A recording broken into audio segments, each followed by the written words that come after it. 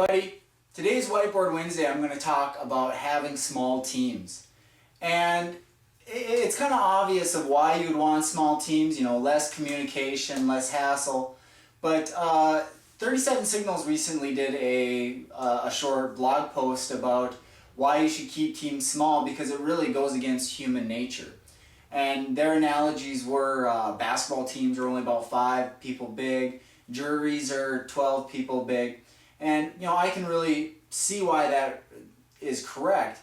I mean, you get too small of a group, you know, you have not enough people to do the amount of work, you know, 1 or 2 people can't do absolutely everything.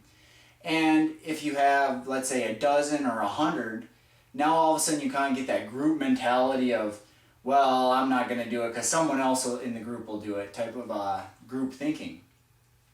However, what they said, they use an analogy that I guess or a rule that I've never heard of before, but apparently it isn't new, is the 2 pizza rule.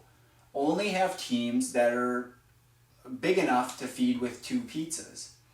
And I got to thinking why this actually works out. You know, it may seem kind of loosey-goosey to some people, but this actually does work out because when you actually look at from an algorithmic standpoint of the cost of communication, what this does is it puts a finite line or bound around allowing your team to grow to a particular rate of which communication costs too much. Now, some of you may or may not have seen this algorithm before, maybe in a marketing book, maybe in a management book, or maybe even in a computer algorithm book. But the algorithm is this.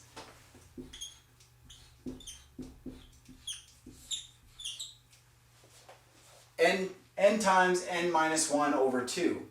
And it's an exponential curve, albeit a little bit slow.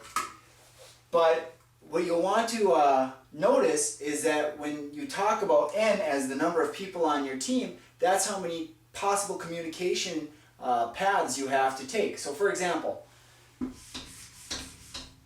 let's hypothetically say that you have 2 people on your team. Your cost of communication is 1. With 3 people, now it becomes 3.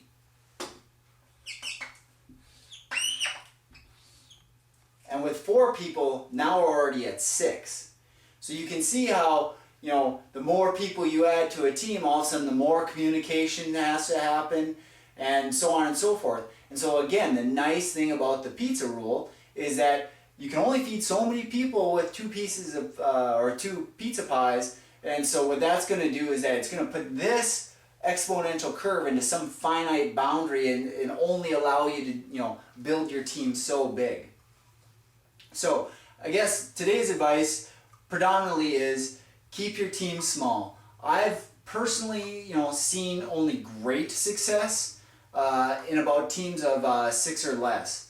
Now I've seen success at 1-person projects. I've seen success at 12 or 20 people projects.